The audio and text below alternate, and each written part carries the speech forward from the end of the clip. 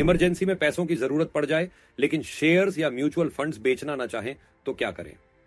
अगर आपने सही निवेश किया है तो उसे बेचने की जरूरत नहीं। लोन अगेंस्ट सिक्योरिटी LAS आपको आपके ही निवेश पर लोन लेने की सुविधा देता है बिना उसे बेचे। लोन अगेंस्ट सिक्योरिटी क्या है?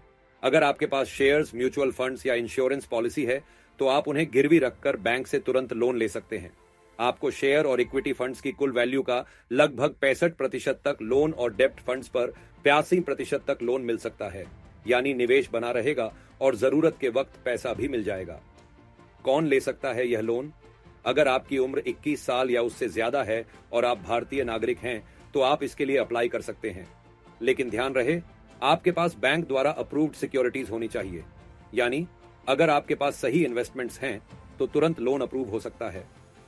लोन अमाउंट और ब्याज दरें कैसी होती हैं? बैंक शेयर और इक्विटी फंड्स की कुल वैल्यू का करीब 65% तक लोन देते हैं, जबकि डेब्ट फंड्स पर यह सीमा 85% तक हो सकती है। ब्याज दरें बैंक और आपकी सिक्योरिटीज के आधार पर 9% से शुरू हो सकती हैं। इस लोन का इस्तेमाल किसी भी जरूरत के लिए किया जा सकता है, चाहे बिजनेस हो, शादी, पढ़ाई या ट्रैवल। आपके शेयर्स और म्यूचुअल फंड्स बाजार में बने रहेंगे, यानी अगर बाजार ऊपर जाता है तो आपको उसका फायदा भी मिलेगा। तेज अप्रूवल और कम डॉक्यूमेंटेशन। बैंक को बस आपकी सिक्योरिटीज की डिटेल्स चाहिए।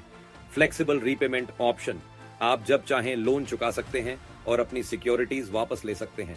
पर्सनल लोन से सस्ता। ब्याज दरें कम होने से EMI का बोझ भी हल्का रहेगा। ध्यान देने वाली बातें, लोन लेने के बाद आप अपनी गिरवी रखी सिक्योरिटीज को बेच नहीं सकते जब तक लोन पूरा न चुका दें।